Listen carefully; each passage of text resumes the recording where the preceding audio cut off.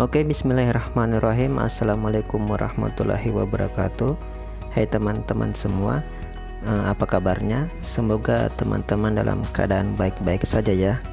Nah, kali ini kita kembali dipertemukan dalam mata kuliah etika profesi hukum. Namun kali ini ada yang berbeda. Kalau yang sebelum-sebelumnya kita ketemu langsung secara tatap muka, dan hari ini kita ketemunya di dunia virtual atau di dunia maya. Pun demikian, semoga tidak menyurutkan semangat teman-teman dalam menerima atau mencari ilmu terkait dengan kuliah etika profesi hukum ini. Sebelumnya saya mengucapkan selamat menunaikan ibadah puasa bagi teman-teman. Semoga puasa kita dilancarkan sampai di akhir Ramadan dan kita menyambut Idul Fitri dalam keadaan yang fitri, dalam keadaan yang senang dan yang gembira. Oke, sebelum memulai materi kali ini, sebaiknya kita berdoa dulu. Semoga apa yang kita pelajari hari ini menjadi berkah dan manfaat untuk diri kita sendiri, untuk lingkungan dan untuk negara kita. Berdoa dimulai. Amin. Dan sekarang kita masuk pada materi etika profesi hukum di Indonesia. Nah, apa itu etika profesi? Etika profesi adalah sikap etis sebagai bagian integral dari sikap hidup dalam menjalani kehidupan sebagai pengemban profesi. Ya, jadi ini sudah saya sampaikan materi minggu lalu. Nggak apa-apa, kita ulang saja dulu sebagai flashback ya, untuk mengingat-ingat kembali. Oke, lanjut. Hanya pengemban profesi yang bersangkutan sendiri yang dapat atau yang paling mengetahui tentang apakah perilakunya dalam mengemban profesi memenuhi tuntutan etika profesinya atau tidak. Karena tidak memiliki kompetensi teknikal, maka orang awam tidak dapat menilai hal itu. Jadi orang awam tidak dapat menilai apakah suatu profesi itu salah ataukah benar. Cuma etika profesi itu sendiri yang dapat menilainya. Ini berarti kepatuhan pada etika profesi akan sangat tergantung pada akhlak pengemban profesi yang bersangkutan. Di samping itu, pengembangan profesi sering dihadapkan pada situasi yang menimbulkan masalah yang pelik untuk menentukan perilaku apa yang memenuhi tuntutan etika profesi. Sedangkan perilaku dalam pengembangan profesi dapat membawa akibat negatif yang jauh terhadap para pencari keadilan. Kenyataan yang dikemukakan tadi menunjukkan bahwa kalangan pengemban profesi itu sendiri membutuhkan adanya pedoman objektif yang lebih konkret bagi perilaku profesionalnya. Oleh karena itu, dari dalam lingkungan para pengemban profesi itu sendiri memunculkan seperangkat kaidah perilaku sebagai pedoman yang harus dipatuhi dalam mengemban profesi.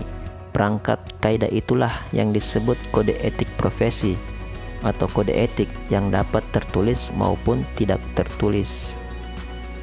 Oke, saya kira jelas ya untuk mengurangi dampak negatif tadi dan untuk sebagai pedoman para pengemban profesi, maka dibuatlah kode etik profesi ini sebagai pedoman atau rule agar para pengemban profesi itu tidak malpraktek dalam melakukan atau mengemban profesinya. Pada masa kini, kode etik itu pada umumnya berbentuk tertulis yang ditetapkan secara formal oleh organisasi profesi yang bersangkutan. Pada dasarnya, kode etik itu bertujuan untuk di satu pihak menjaga martabat profesi yang bersangkutan dan di lain pihak untuk melindungi para pencari keadilan atau masyarakat dari penyalahgunaan keahlian dan atau otoritas profesional. Pada dasarnya, kode etik termasuk kelompok kaidah moral positif. Oke, sekarang kita masuk pada etika profesi hukum. Hingga saat ini, tidak ada definisi baku tentang etika profesi hukum.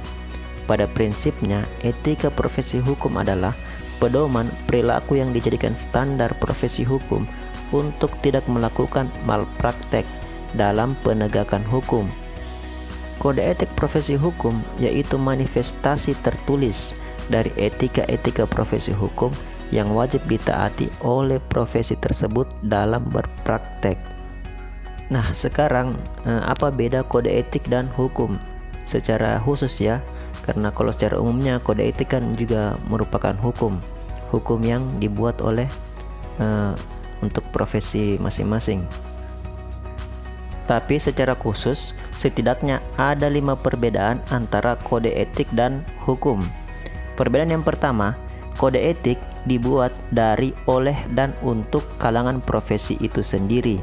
Sementara kalau hukum, proses pembuatan hukum dibuat berdasarkan peraturan negara oleh lembaga-lembaga negara. Jadi kalau hukum itu dibuat oleh lembaga negara, sedangkan kode etik itu dibuat oleh kalangan itu sendiri. Yang kedua, kode etik hanya berlaku untuk kalangan profesi yang bersangkutan, sementara hukum pada umumnya berlaku untuk seluruh warga masyarakat, bahkan terkadang lintas negara. Perbedaan yang ketiga, kode etik sanksi hanya terbatas pada moral dan kalaupun ada tambahan tetap dalam kaitannya untuk menjaga moral profesi, sedangkan sanksi hukum dapat bersifat apapun juga yang sifatnya konkret dan dapat dipaksakan dengan bantuan pihak ketiga. Perbedaan yang keempat, kode etik bersifat moralitas. Selama suatu tindakan tercela belum dilegalkan, maka pelaku tindakan tersebut tidak dapat dihukum. Sedangkan pada hukum bersifat legalitas formal. Perbedaan yang kelima, kode etik bersifat batiniah, sementara hukum secara filosofis lebih bersifat lahiriah. Nah, sekarang kita masuk pada perbedaan peraturan perundangan dengan kode etik profesi.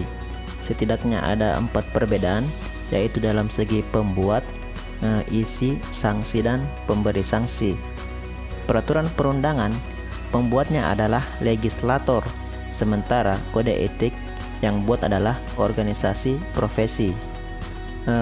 Peraturan perundangan berisi perintah, larangan, izin, dan dispensasi, sementara kode etik berisi kewajiban dan larangan serta tanggung jawab. Peraturan perundangan sanksinya adalah pidana, perdata, dan administrasi. Kode etik sanksinya adalah administratif dan sanksi etis. Peraturan perundangan pemberi sanksinya adalah hakim, sementara kode etik pemberi sanksinya adalah Dewan Kode Etik. Saya kira jelas ya.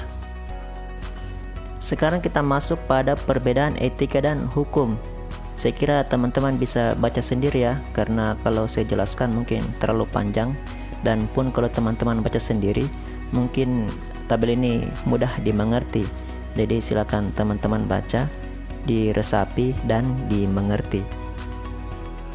Nah, sekarang kita lanjut pada kriteria profesi hukum dan profesi officium nobile. Yang pertama, 2 prinsip penting dalam menjalankan profesi yang luhur atau officium nobiles. Yang pertama, mendahulukan kepentingan orang yang dibantu atau klien. Yang kedua, mengabdi pada tuntutan luhur profesi. Nah, itu dia tadi 2 prinsip penting dalam menjalankan profesi luhur. Sekarang kita masuk pada 3 ciri moralitas tinggi pengemban profesi hukum. Yang pertama, berani berbuat dengan tekad untuk bertindak sesuai tuntutan profesi. Yang kedua, sadar akan kewajibannya. Yang ketiga, memiliki idealisme yang tinggi. Standar profesi, harusnya situ standar profesi hukum, salah tulis. Yang pertama, seorang pengemban profesi hukum wajib senantiasa menjalankan profesinya dengan integritas yang tinggi dan menegakkan serta melaksanakan keadilan. Duty of uphold justice and the administration of justice. Yang kedua, seorang pengemban profesi hukum selalu menjalankan profesinya dengan penuh rasa pengabdian kepada masyarakat berdasarkan kejujuran, keterbukaan, dan kepatuhan. Yang ketiga, seorang pengemban profesi hukum hanya wajib menangani persoalan hukum di mana dirinya memiliki kompetensi untuk menanganinya dan harus melaksanakan semua dan setiap pelayanan jasa hukum yang disanggupinya untuk diberikan demi kepentingan klien atau pihak lain. Yang keempat, seorang pengemban profesi hukum harus senantiasa memberikan pelayanan jasa hukum dan atau melaksanakan keahlian hukumnya termasuk pengakhiran pelayanan jasa hukumnya dengan penuh kehati-hatian, kerajinan, efisiensi, dan cara yang beradab demi tingkat kualitas pelayanan yang diberikan setara dengan apa yang diharapkan dari seorang pengemban profesi hukum yang kompeten dalam situasi yang serupa dan senantiasa menghindarkan diri dari perilaku atau tindak tanduk yang tidak sesuai dengan kepatutan, kepantasan, dan atau standar profesional. Yang kelima, seorang pengemban profesi hukum harus melaksanakan profesinya dengan penuh kejujuran dan keterbukaan serta mendukung setiap upaya untuk mencegah praktek hukum yang tidak sah. Yang keenam, seorang pengemban profesi hukum harus memelihara dan menjaga kepercayaan dan rahasia yang menyangkut urusan dan kepentingan yang sah dari klien dan atau pihak pencari keadilan lain yang mempercayakan urusan dan kepentingan kepadanya.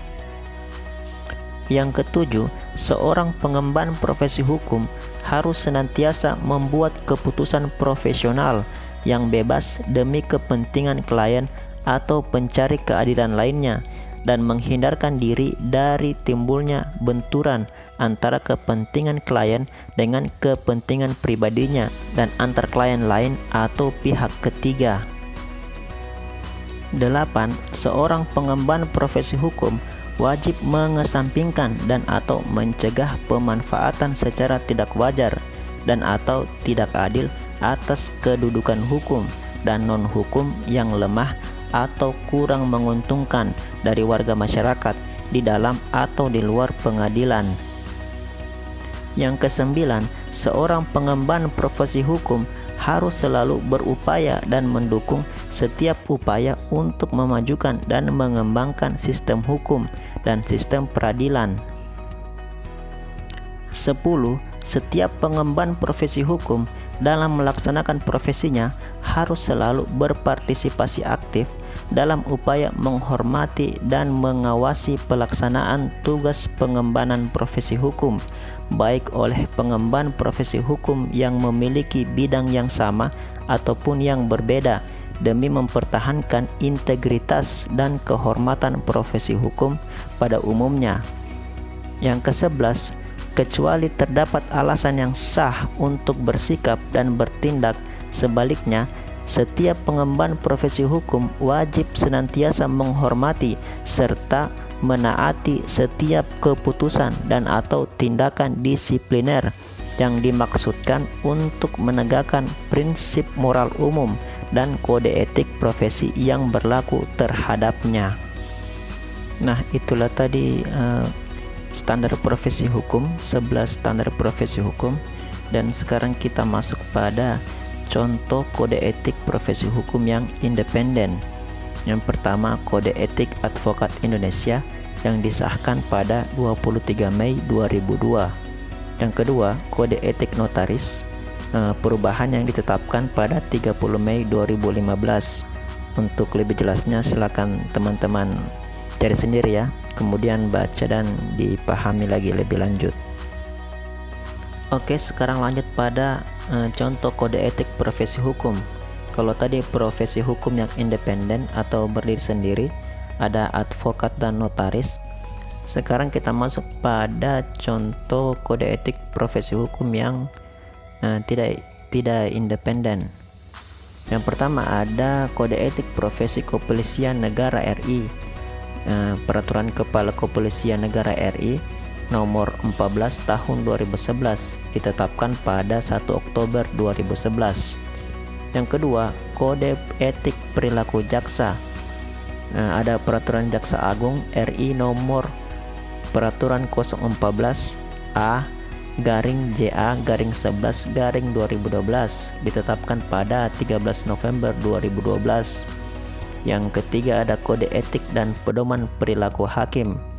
Keputusan bersama Ketua Mahkamah Agung RI dan Ketua Komisi Yudisial RI nomor 47 garing KMA garing SKB garing 4 garing 2009 dan 02 garing SKB garing PKY garing 4 garing 2009. Nah, adapun contoh etika profesi hukum tadi, jadi yang di sini yang saya paparkan hanyalah sebagian kecil dari etika profesi hukum.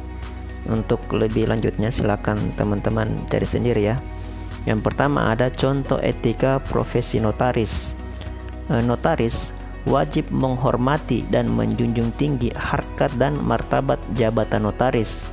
Yang kedua, mengutamakan pengabdian kepada kepentingan masyarakat dan negara. Yang ketiga, membuat akta dalam jumlah batas kewajaran. Yang keempat, memperlakukan setiap klien yang datang dengan baik, tidak membedakan status ekonomi dan atau sosial. Sekarang kita masuk pada contoh etika profesi advokat. Advokat Indonesia adalah warga negara Indonesia yang bertakwa kepada Tuhan Yang Maha Esa, bersikap satria, jujur dalam mempertahankan keadilan dan kebenaran, dilandasi moral yang tinggi, luhur dan mulia, dan yang dalam melaksanakan tugasnya menjunjung tinggi hukum, Undang-Undang Dasar Republik Indonesia, kode etik advokat, serta sumpah jabatannya. Yang kedua, advokat dalam melakukan tugasnya tidak bertujuan semata-mata untuk memperoleh imbalan materi, tetapi lebih mengutamakan tegaknya hukum, kebenaran, dan keadilan.